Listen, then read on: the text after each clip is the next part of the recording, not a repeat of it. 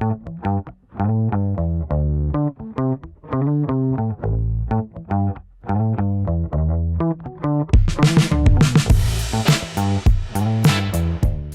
to the Upshot, Multi-World Disc Golf's podcast about the latest in the disc golf world. I'm Charlie Eisenhood, the editor. Joining me, Josh Mansfield. It is Thursday, February 16th. We are getting ready for some actual disc golf to get started this weekend. And it is at the All-Star Weekend down in Tucson, Arizona. By the time you hear this, I'm actually going to be in Tucson. We're pre-recording this, obviously. I'll be at the industry conference down in Tucson before the start of the All-Star Weekend. And so we're going to break it all down. And obviously, you know, Josh, the All-Star Weekend doesn't really matter. It's not like it's determining of what people's seasons are going to be. But you have to admit, because it's our first chance to see players live and actually trying to beat each other again on the course, it does feel like it provides some real insight into what we might see coming up. I think without a doubt that's the case. And even last year, even if it doesn't matter, it gives us an opportunity to see who's in form. It gives us an opportunity to make predictions and have a basis for LVC, because we've actually seen some players perform. And while they aren't taking it as seriously as they probably would a real competition, these guys still want to win. Guys and ladies still want to win. And it's a priority of theirs. They're going to win some money. And so it's going to be, and you know what, the biggest thing though, this is a spectator event. It's designed for entertainment. And I had a lot of fun going through kind of our picks and breaking down the draft. It honestly was pretty fun. We've done a lot of prep to get this show set up. So it's surprisingly complex, actually. So first things first, let's break down the format just so that everybody kind of understands exactly how it's going to work. A lot of it is like last year. So there's three main components. There's a skills competition that happens on Friday. Then there's doubles play on Saturday. And then there's singles play on Sunday. So that's the general overview, but let's get into the details here. So beginning 1 p.m. for FPO on Friday and 4 p.m. for MPO, we have the skills competition. Within that, there are three categories: putting, accuracy, and controlled distance. Now that's important because remember last year, Josh, a lot of uncontrolled distance, a lot of shots going OB, particularly OB left, as people were trying to get huge drives out there. I honestly hope they open up the OB just a little bit so that we can maybe see players able to keep those drives in bounds a little bit more. Or do you like how hard it is? How many throws did they get last year? I want to say 2 or 3. That's what I thought too. This year they get 6 throws. Oh, wow. And so they have a lot of chances. So I actually like the tighter OB lines if they're going to get 6 chances at sticking it on the fairway. Yeah, okay, that's fair. So it is possible that they had that many last year. I don't remember it being that many though. I'm sure I could look it up. Let me just see really quick. They got in the preview that I have from last year, it says multiple shots, so that does nothing for us. I thought it was like 3 though. Sure. That feels correct. Anyhow, so they get 6 shots in the controlled distance, and you keep the biggest throw per player. And then there's 2 players per team competing in each of these skills competitions. We'll get to all the team stuff and the draft and all that in a little bit. You add the longest throws together to get the combined score, and the highest team gets 1 point. Okay, that's important. You get 1 point. In the accuracy competition, there's various sort of mandos that you have to throw around. There's like a right side mando, left side, right and left, so you have to shoot it straight. A low one, so you have to throw like an overhand shot or spike highs or something, right? So you got to go up and over the top. And then there's an underneath mando, so you have to throw like a roller, basically. You get 3 shots at each one for each player. There's a point system based on how close you get. If it goes in, you get 5 points. Bullseyes are 3. Circle 1 is 2. circle 2 is 1 point, and if you're outside circle 2, you don't get any points. So you add up all the points in each spot, and the highest total team performance gets 1 point in the overall competition. And then finally, you have putting, where you have 6 different stations. You get 5 putts from each one. As you get further away, points go up. I'm not going to go through every single category, but you start at 20 feet on an elevated basket, and then you go out from there to 45 feet, and then there's a bonus station where you get 1 shot from 66 feet. Highest total score combined for the players on each team. The winning team gets 1 point in the overall competition. Okay, that's a lot, and I didn't even go into all the details, but you know enough to understand what's happening. That means skills competition is worth 3 total points in the competition overall. Okay, then we move to doubles. The players will pick their doubles pairings Friday night going into Saturday. So we don't know those yet. And then each pairing will be sort of seeded based on the combined individual seeds of each player. And then they will go head to head. The lowest total seed number from team like Ricky or team Own goes up against the lowest total seed number from team Paul or team Katrina. So you have those 3 pairings, win your doubles competition, and you get 1 point for your team. So there's 3 total points available in doubles. And then there's singles play. Seeds in order of, lowest seeds first, highest seeds last. Go head to head. There are 6 total points available for singles play. And it's not match play. It's single stroke play. They play a full 18. Lowest score in each pairing wins a point for their team. If I remember right, ties are worth half points. I believe that's right. It's not clarified in the press release, but last season they were worth half points. Right. And the doubles format, I believe, is best shot. Is that right? It's best disc. Correct. It is best shot play, doubles. Yep. Lowest total score wins. Yep. So there you go. That's the basics. Okay. So the thing is, it's very easy to get sucked into, and I even think some of the pros do this in the draft, thinking about the skills competition when really what you want is the best players available, because you're going to get there's 9 points in singles and doubles, and there's 3 in the skills competitions. So just something to keep in mind. The other way to look at it, doubles and skills competition together make up the same weight as the singles round. Right. So if you pick the 6 best players, you're going to be in pretty good shape probably. Right. So we'll get into that. And so why don't we take a look at the drafts? The drafts took place last week. There were live broadcasts, I think, on the Disc Golf Pro Tour YouTube channel and over on DGN. And so the captains from each team, Ricky and Paul for the MPO side, and Owen Scoggins and Katrina Allen on the FPO side, drafted their teams. It was a snake draft. Ricky picked first, Katrina picked first, and this is the draft order for each team. So here we go. Ricky, number 1 overall, took Gannon Burr. And I'm just going to give you Ricky's team. Simon Lizotte was his second pick at the 4 spot. Then Kyle Klein. And then at the 8 spot, he took James Conrad. And at the 9 spot, he took Matt Oram. Paul Macbeth, picking second, took Calvin Heimberg. Got the next pick as well, took Chris Dickerson. Then in the 6th spot, he took Isaac Robinson. Kevin Jones in the 7th spot. And then the last pick in the draft was Joel Freeman. So that was the MPO draft. Josh, why don't we just start right there before I give you FPO, and let's just talk about that draft. What do you think of the decisions from Rick and Paul here? Gut reaction is I really like Paul's team. A lot of respect paid to Gannon Burr as the number 1 overall pick.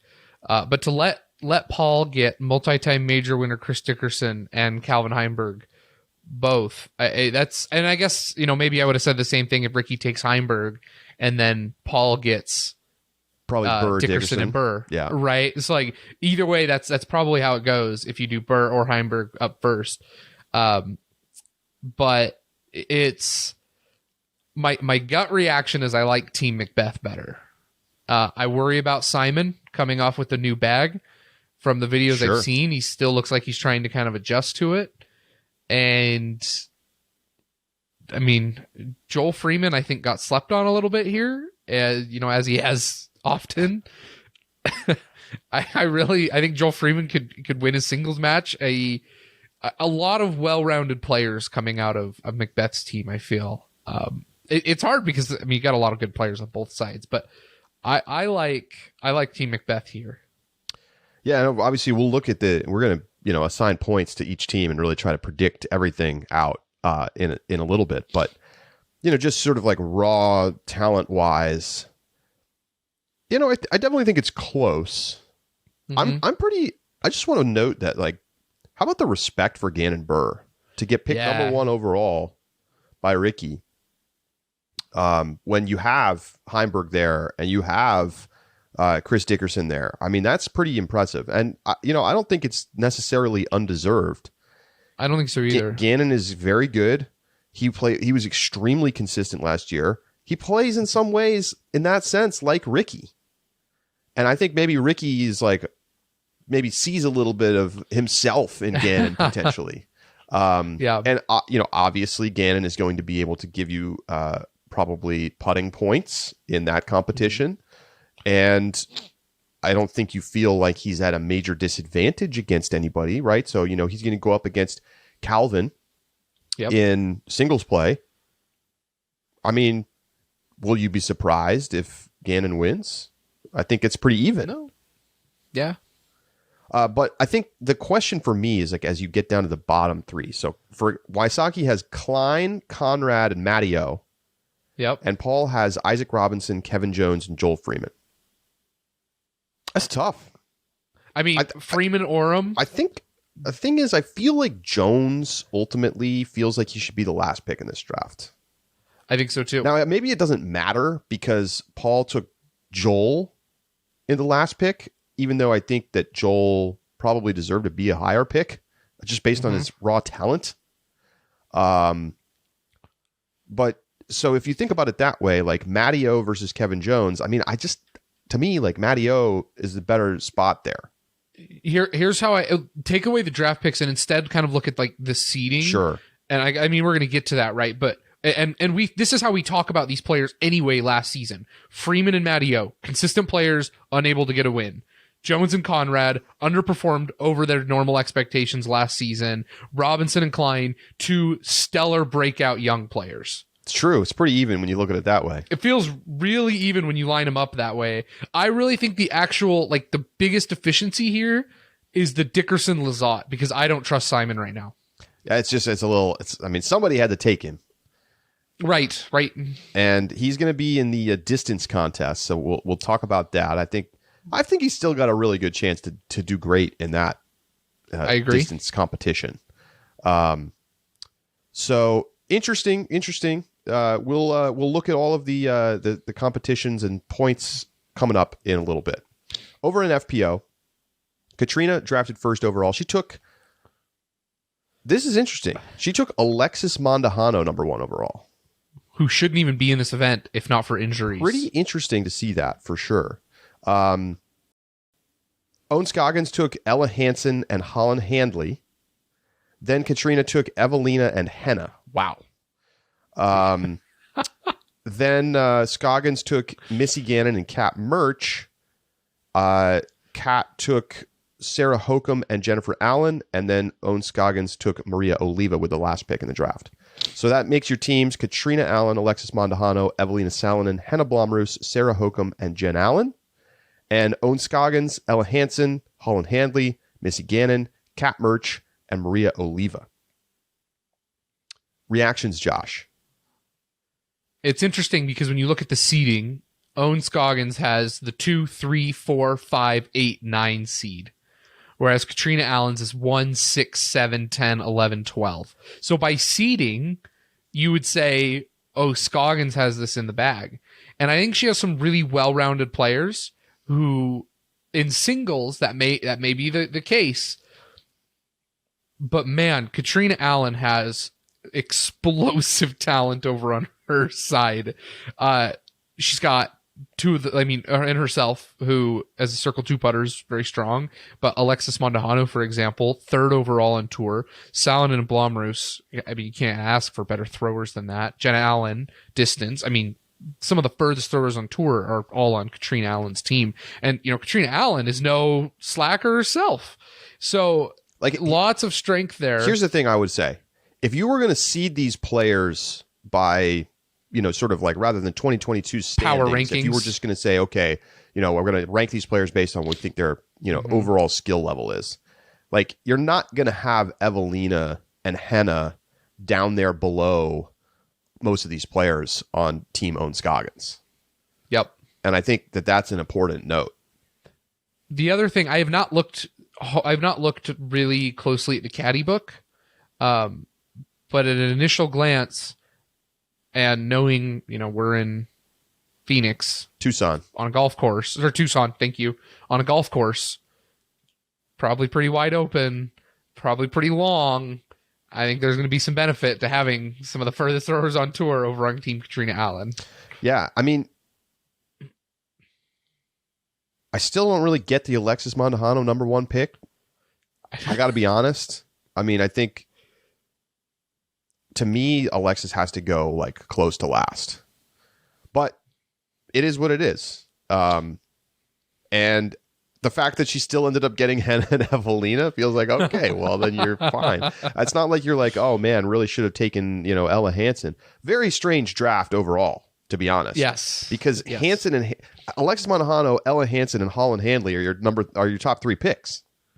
That doesn't make much sense to me with the kind of other players who were on the board. Missy Gannon, I don't know. This is why I think skills competition too much in the mind when you're thinking about the draft. Just my opinion. So I think overall, I think it's going to be pretty interesting because I think the bottom of Ohn-Scoggins' team is stronger than the bottom of Katrina's team. Mm-hmm. But I think that the Evelina and Henna really feel like they're going to determine who wins this. If they come in and they bring it and they are putting well and stuff, Team Katrina is going to win easily. But if they're not sharp, and remember, they weren't super sharp at the beginning of last season, then that could spell trouble. And I think there's a lot of very strong, consistent players on Team Ohn-Scoggins. I'm excited to see how the scores break down when we do our picks. I think it's going to be really interesting. Overall, though, the event is pretty similar to how it functioned last year. The skills competition, very similar. Doubles, singles, points awarded, all very, very similar to last season. Charlie, if you were to make any changes to it and wanted to see something different, what do you think would be a way the Pro Tour could change this up? Now, it's in its first year. I think you probably have a couple of years of this sort of style before you really need to implement changes. But when you're looking at changes, what do you see as being opportunities here? I feel like... Or do you like it the way it is? The overall structure makes a lot of sense to me. I felt that times the skills competition was a little just ho-hum last year. I think putting is good. It's got nice rhythm. They just go through the putting stations. The distance competition was a little underwhelming because of how many shots were going OB. And I thought that the accuracy competition was fairly dull, actually. So maybe there's something to do there, but I don't know. It's just kind of the nature of it. Thinking about the way to have the pacing be good, and that's probably where you need to look. But I actually think the structure makes a lot of sense to me. Okay. You got a critique? Not a critique. Well, two things. One, I think the biggest change, I think last season they did match play for both the doubles and the singles event. And this year they're doing stroke play, which I really like that change. I think it makes it more interesting overall in terms of the golf. But that's not true. It was stroke play last year. It was stroke play last year. Okay. I guess I was thinking it was match play, but all right. So I still like that it's stroke play. Don't change that. I would like to see a little bit more fun out of it. Okay. And a little bit lighthearted. So my proposals, doubles are bag swap doubles. And you have to just trade bags with your partner. With your partner or your opponent? Your partner. Okay. That way you can talk to your partner about, what disc should I be throwing here? But bag swap doubles, get hot mics on these guys. I think that would be a lot of fun. And then also the other thing I want to see MPO FPO combined scores. So it's the 1 seed from MPO and the 2 seed from FPO and vice versa. And then you've got, so Team Wysocki Scoggins, for example, and just accumulate all the scores and have one big winning team. That's an interesting way of thinking about it. I mean, they're definitely keep it pretty much completely separate right now, but it's another direction you could go. You could definitely do combine. You could have mixed doubles instead of, MPO and FPO double split. And I think there's the opportunity to kind of do that interaction, which I think would be fun. Maybe that could be a few alternating shots. Some kind of category. I just have to think about how to make that fair and fun and interesting. But like there's like a separate category where you can earn points in like a mixed doubles setting. Mixed doubles, alternating shot. Sure. So instead of best shot, do alternating shot, do mixed doubles, and then just combine all points. It's an interesting concept. I think there's definitely some room for but tinkering. I would like hot mic with some lightheartedness. I'm with you on fun. that. I'm with you on that. I want this to be an. It's supposed to be an all-star event. Right. It's not a tournament, right? Right. It's supposed to be that. It definitely felt at times last year like they were just playing competitive round of disc golf. Like as soon as it was like singles play, it was like locked in. Right. So I mean, you're going head to head with somebody. You don't want to lose. With money on the line. It just makes me dream of like, NBA one-on-one, first to 11. I mean, if people talk about it, it would be amazing, but no one wants to get shown up. I don't know if it's quite the same thing in golf, part of the structure of the game to play head to head. But anyway, those are your teams. We're going to take a break. When we come back, we're going to give you all of the breakdowns for who's going to be in the skills competitions, who we think is going to win. We're going to score it all up, and we're going to decide who's taking it home in MPO and FPO. We'll be right back.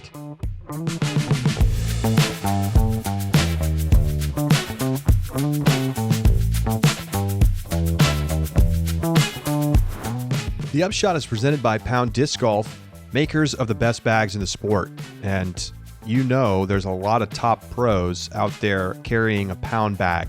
Check out the list of Pound ambassadors for 2023. Nate Sexton, Big Germ Jeremy Colling, Valerie Mondahano, Mason Ford, Christian Dietrich, Dustin Keegan, Zoe Andyke, Vanessa Van Dyken, Joel Freeman, Aaron Gossage, Ella Hansen, Gavin Babcock, Casey White, and Cole Radalin. An incredible group of pros who will almost certainly see some Elite Series wins out of this year, and they're all carrying a Pound bag. Get yours today at PoundDiscGolf.com.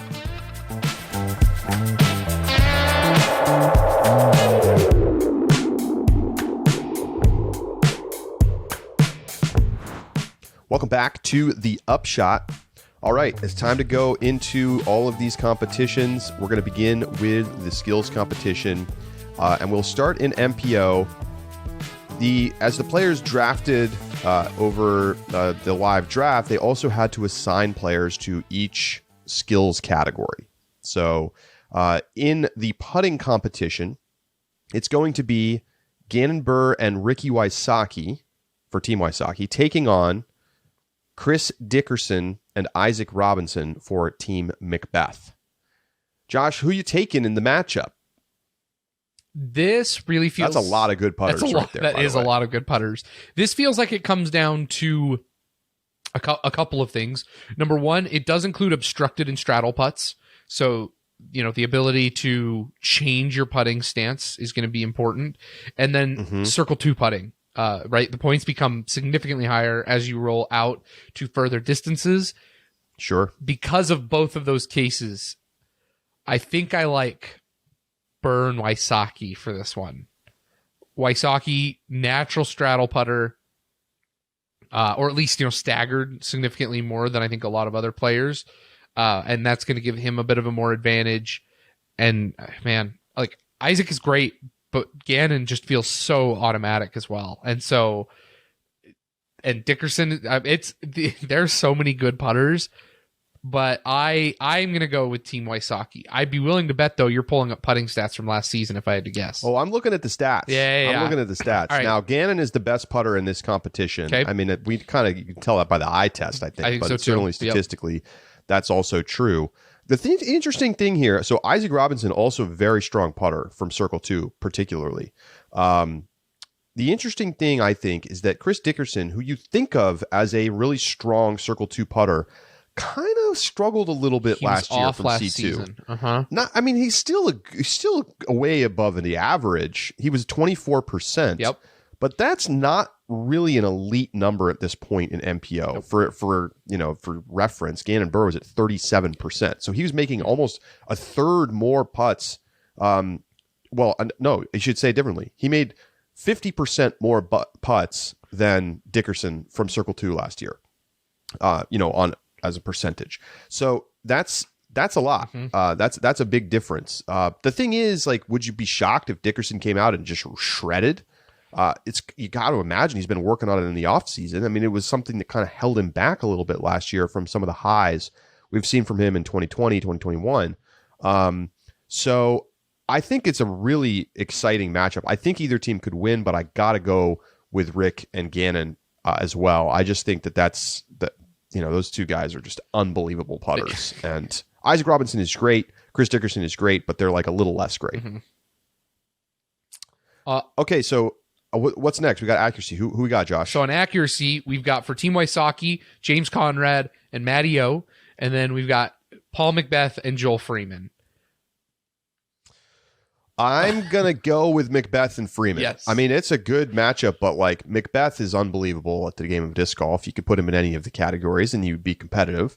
And Joel Freeman is, sneaky good, folks. I mean, I know he was the last pick in the draft, but like he is really good. Maybe people don't like him, but he's really good. Yep.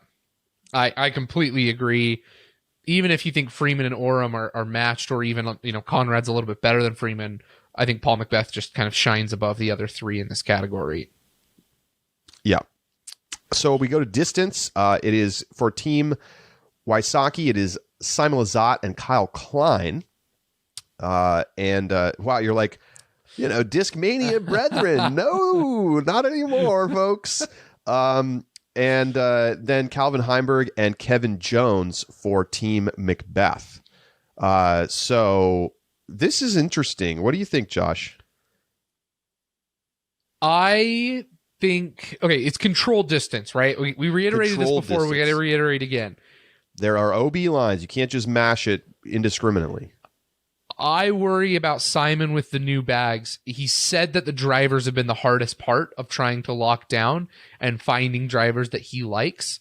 I worry about Simon's ability to keep it between the lines on a bunch of brand new drivers trying to go full power in a controlled distance line. And remember, I think Heimberg had the furthest distance last season in the control because of the controlled category. It's a dream spot for him. Yes. Because not only does he absolutely mash it, but he throws lines that are pretty straight golf shots. And it is combined of the best throws from both of them. And so while I don't think Kevin Jones is in the same class as the other three, I think Simon's disc worries are enough that he's probably going to put one short and then try and get, they probably all will put one shorter, but I worry about Simon's ability when he's stretching it out to get another one. But he only has to stick one. How far does Kyle Klein versus Kevin Jones? I really don't have a good sense of which of those two players throws further. I don't either.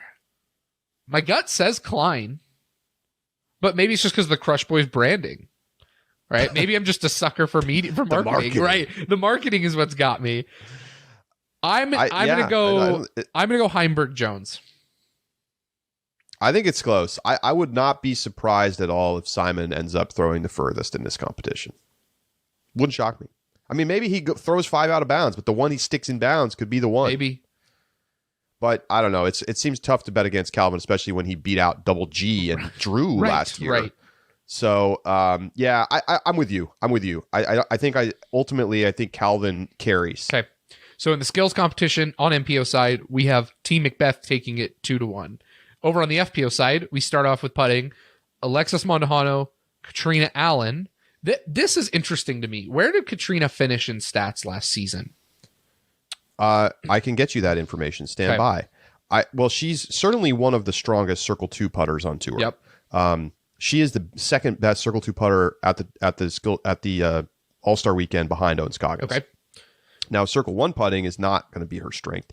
She was at 71%, which is not bad, but it's not great. Well, okay, here Kind of middle of the pack of elite FPO. yeah. On the other side, you have Owen Scoggins and Missy Gannon. Here's what surprises me. I'm surprised Katrina Allen, knowing that Owen was the other captain, put herself on putting.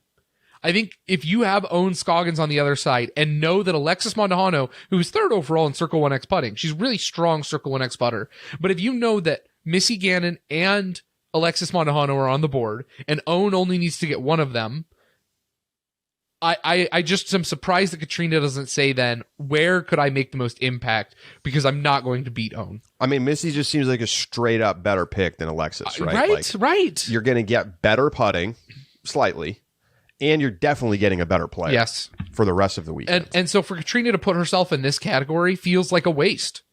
It feels like... Yeah. I mean, most of the putts are from distance. Like, there's some sort of edge of circle-y stuff, but you're not putting anything super close. And frankly, that's where Katrina seems to struggle the most. That's from true. 15 feet. Yep. So I actually think Katrina is going to be one of the strongest players in this. The problem is she's going up against Owen, who is going to be the best putter here.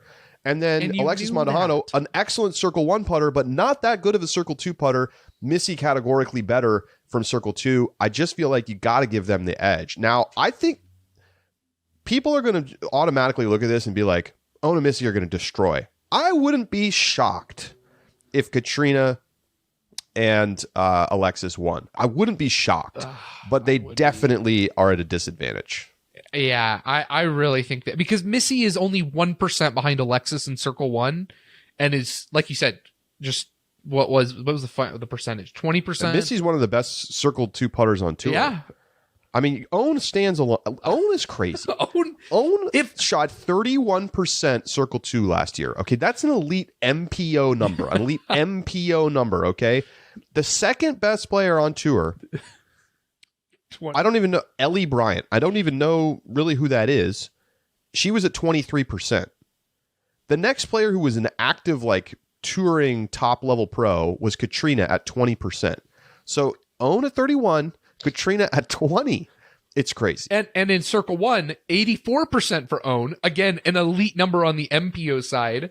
And then Katrina was at 71 for reference. But the next best was Valerie Montejano at 79. 5% difference. You Crazy. should see Owen as the other captain and say, yep, do not pass go. Do not pass go. Don't draft for don't putting. draft for putting. And don't put yourself in putting. She's got it. Crazy to me. I don't know. I feel like of the categories, isn't Katrina's number one skill, relative to the other players, going to be Circle 2 putting? Katrina, I don't think that's crazy. She throws far though. And she's accurate. She does throw far, but both. she has Henna and Evelina on her team. She didn't know that because she had to designate herself first before she ever drafted. I don't know if that's actually true. I don't think that's right. I think they auto slot at the end of the rest of the draft. Oh, do they? Yes. I thought they had to select themselves first. No, I don't believe so. Okay, then I will calm down. That changes I'm going to calm down then. I thought they had to select themselves. Calm down, Josh. I get it. I get it. Walking up with Owen being the other captain, being like, "Yep, I'm putting myself in putting." Anyway, I'm going to show him. Okay, but we're giving it to Owen and Missy and Missy. Okay. Next up in FPO, we've got accuracy for Team Katrina. It is Evelina and Sarah Hokum. And for Team Own, it is Holland Hanley and Kat Murch. What do you think, Josh? This one, yeah. So this one's tricky for me. Because the accuracy competition was definitely the least predictable last year. Yes, and I think that it's going to be this year as well. Even knowing what it is, it's not easy, right? The shots are, I would even say the shots aren't even super, they don't feel like golf shots very much. They feel more like trick shots than anything. Yep. And you went to an indoor golf complex and are doing trick shots kind of thing. And so it's really difficult for me to predict. I like the fact that Sarah Hokum has a forehand. I think that both the over-the-top shot, the left mando, Evelina is good. This one's Evelina's really good. I think it's Team Katrina. I'm with you. I'm with you. I want to disagree on something, but I don't yet. Kat Mertz is strong. I think she's a really good upshot player, but I don't have the same trust in Holland Hanley. I think she's got some more work in that area, and that feels kind of like the weak spot in this group. I think the tough part is assessing like what are people's ability to like throw weird shots. Right. I don't necessarily know that I have a good feel for that just in general. Sure, with a few players who are like amazing scramblers, you're like, okay, Ricky. they can probably handle the weird stuff. Yes. But I'm not sure that I necessarily get that sense here. So, but I'm with you. I think Evelina and Sarah Hogan feels just like the sort of stronger overall upshot duo. Yeah. And then what's the last one? Distance. Hannah Blomroos and Jennifer Allen versus Ella Hansen and Maria Oliva. Ella Hansen. Well, we know Ella's going to win, right? Right. I mean, like in theory, Ella's going to win. She has the highest capacity to win. I think so too. If she can keep it between the lines. And Maria's no slacker in distance. She throws quite far. But to go up against Henna and Jen Allen, like two players who make their name on succeeding at really long holes and long courses. Like Jen Allen didn't Jen Allen just beat Maria in a tournament? Yes. By a lot of strokes. But I mean that does it's a distance competition. Yeah, and so is Arizona Golf. Like I think you're right that Maria Oliva is the weakest link here. I think so The too. question is Ella's ability high enough that she could carry by throwing like an extra 75 feet or something compared to the other two and just pick up the slack for Maria? Do you think Ella can throw 75 feet further than Henna? I don't know. Probably not that much. I don't think it's that much. But I mean, it's like Ella's out there absolutely crushing. She is. No, she absolutely is. I think they're going to win. I think Ella's going to carry. You think Ella and Oliva? All right. Mhm. I will defer to you on this. But you don't agree. I don't think so. I think Team Katrina's got this. Or do we want to mark it somewhere that we disagree on this no, one? we can put a little. I'll mark that Okay. you disagreed, and we'll see if it ends up mattering at the end. All right. So there you go. Josh gave me the pick there, so I have Team Own with 2 points to Katrina's 1 in the skills competition. Yeah. I'm going to go to doubles. Now, the thing about doubles is that we don't know the pairings yet. The players will choose them on Friday night, and then you combine the seeds to get a total combined seed, and then the lowest plays the lowest. Mhm. Next pair for the two teams. So we're going to just be speculating. So I got to draft for Team Macbeth and Team Own, and Josh got to make his decisions for Team Ricky and Team Katrina. And we're going to just see what we came up with, and then we'll talk about these hypothetical pairings, which probably won't be the actual pairings, but we're going to have some fun with it. So, Josh, who'd you take first? Give us your MPO doubles pairings. What'd you go with and why? Yep. MPO doubles pairings. Wysocki and Burr at the top. Lizotte Oram is my second, and Klein Conrad is my third. If I'm remembering correctly last year, I think they paired to go for a top power team. And I think if you can secure yourself 1 point by just putting together a powerhouse team, that's going to be your strongest bet to do so. Wysocki and Burr, man, what a doubles team. That's gonna be tough to beat. So that's where I go there. After that, I went with who I feel have the best. I consider Lizotte still the weakest link on Team Wysocki because of the new bag. And given that's the case, I then look for kind of where is the chemistry between the other three players, and I paired Klein and Conrad next as my second team, but due to seeding, they become my number 3 seed, followed by then Lizotte Oram, who get paired because that's what was left. Got it. Okay, so here's what I did. I went with Macbeth and Chris Dickerson. I have Calvin Heimberg going with Kevin Jones, and I have Joel Freeman going with Isaac Robinson. Macbeth Dickerson, I don't know. There's like the Discraft affinity there. Mm-hmm. I think it's in some ways it feels like Dickerson and Heimberg feel a little duplicative at the top. Like I don't necessarily know that you need one or the other in particular. So I decided to put Calvin with Kevin Jones. I just felt like there was like good combo there, good chemistry there. So that left me with Joel Freeman and Isaac Robinson, which I'm totally good with. I think that's actually a sneaky tough team to beat. I agree with that. And I like them in the matchup against Kyle Klein and James Conrad. I think just frankly, like Freeman played better than Conrad and Robinson played better than Klein last year. Yep. And so I think that's a good matchup for us. Now at the top, Rysaki Burr versus Macbeth Dickerson. That's tough. I mean, that's just really tough. I don't know what to tell you. Like, I think the putting edge certainly goes to the Wysocki Burr combo, just as it did in the putting competition itself. But, from the just straight up, like, who's going to win? I mean, it really could go either way. I think Burr is also going to have a bit of a distance advantage. Not much, but over Dickerson, yeah. And Wysocki and Macbeth feel closely matched in a lot of ways. When I look at this breakdown, I think Wysocki Burr get the win in there, and then your other pairings get 2 wins. So I think it goes 2-1 for Team Macbeth. You like Heimberg Jones over Lazat Oram? Without a doubt.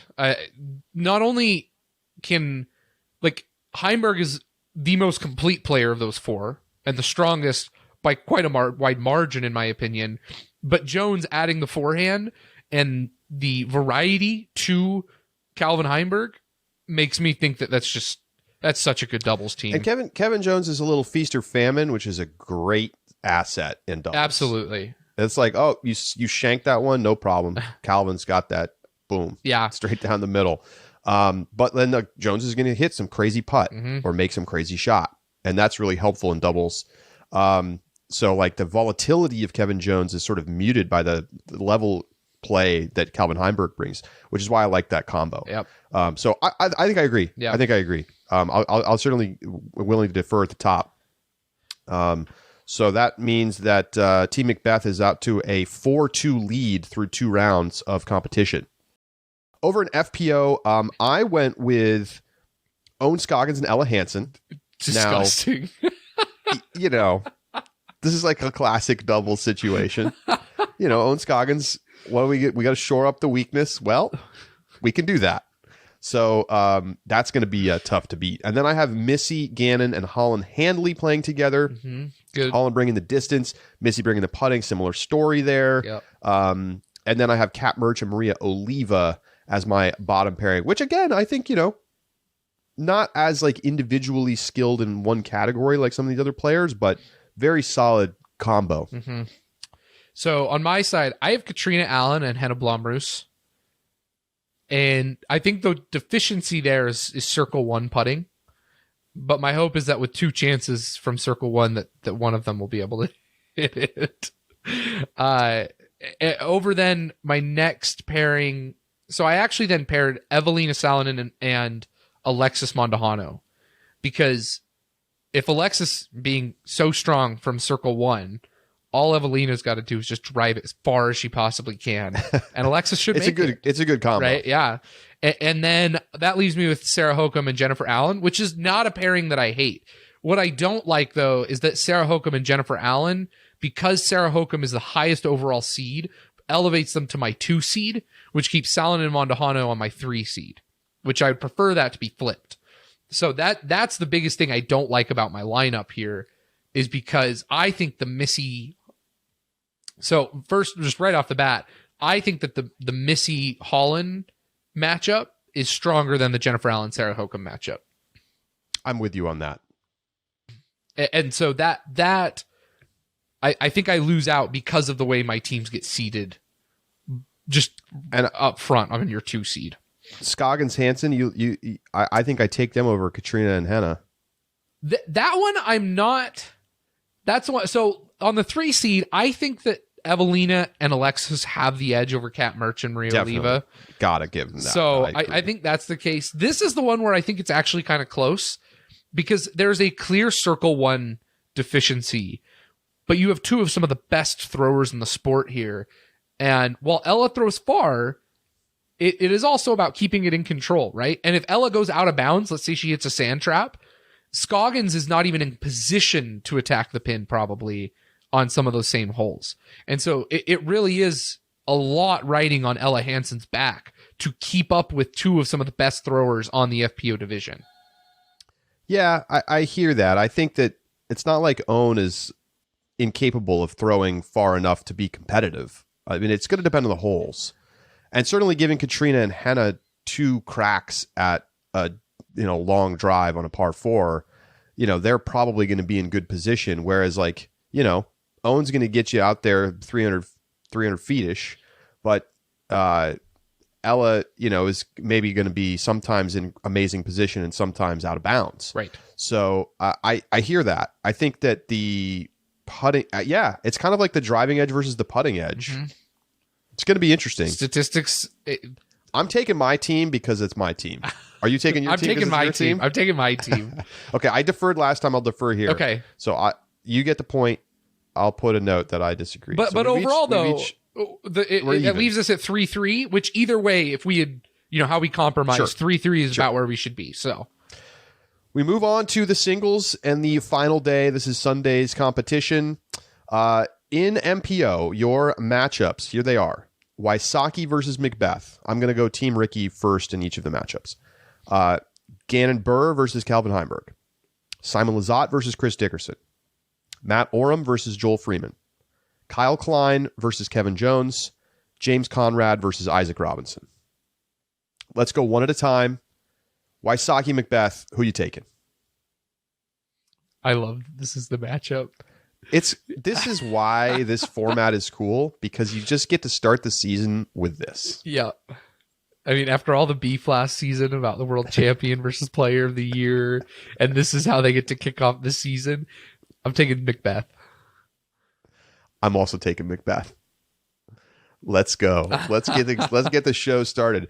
Gannon Burr versus Calvin Heimberg. That's tough, man. That's so hard. I'm going to give it to Ricky just to kind of hedge, or to Gannon, just because I want to hedge my bets a little bit on Team Ricky, because otherwise, as I'm looking down this list, I like Macbeth a lot. So I'm going to give it to Burr, but just for the sheer sake of hedging my bets a little bit. I think it's a toss-up matchup. It really feels like a 50-50. So is the top matchup. I think some of these other ones don't feel quite the same. Simon Lizotte versus Chris Dickerson. I just simply have to give it to Chris Dickerson. You have to give it to Dickerson right now. Just have to. Matt Oram versus Joel Freeman. This one feels toss-up to me, but I think Joel Freeman has shown... Oh, man, they both... I am going to go... My gut says Joel Freeman. He's been the more consistent player. Yeah, I think so too. But that's a good one. That's a toss-up match too. Kyle Klein versus Kevin Jones. I like Klein. The young gun here. Yeah. I like Klein too. I feel like he's actually poised to have a really good year. Mm-hmm. Kevin Jones has been a little inconsistent. Yep. And finally, we have James Conrad versus Isaac Robinson. I like Isaac Robinson for this. And I mean, maybe it's disrespect to Conrad and the multi-time major winner, but Isaac is just he's good and he's rising, and it doesn't feel like Conrad is rising. So if that's how it breaks down, Team Macbeth is going to take it 8-4, according to our picks here. 8-4. So even if you swing a couple of those, I mean, it comes down to singles. Yep. Even if you lose everything else before singles, you still got a chance in singles. So 8-4 to Macbeth. It feels about right. I feel like the edge is definitely on Team Macbeth in the singles matchups overall. Okay, FPO. Josh, what are the matchups? First up is Katrina Allen versus Owen Scoggins. Katrina. I think so too.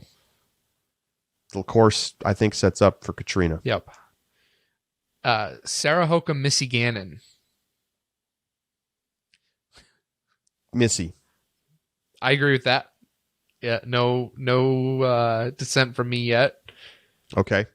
Evelina Salonen versus Ella Hansen. Wow, that's an interesting one. I think I got to go Evelina though. I think so too. But man, Ella's been rising. It's going to be putting. Oh, definitely. Ella could absolutely win. Yes. It's going to be putting. It's going to be putting. Hannah Blomroos, Cat Merch. I got to take Hannah.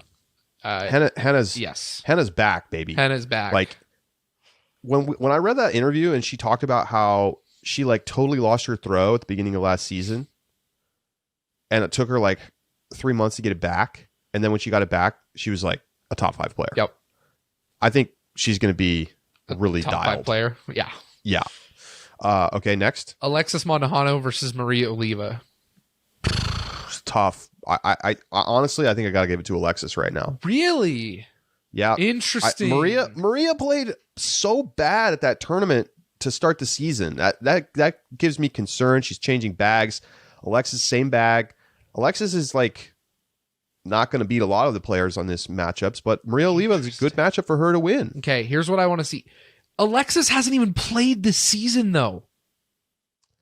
I mean, I hear you, but her last event was Throw Pink Women's Championship. I don't think that necessarily means anything.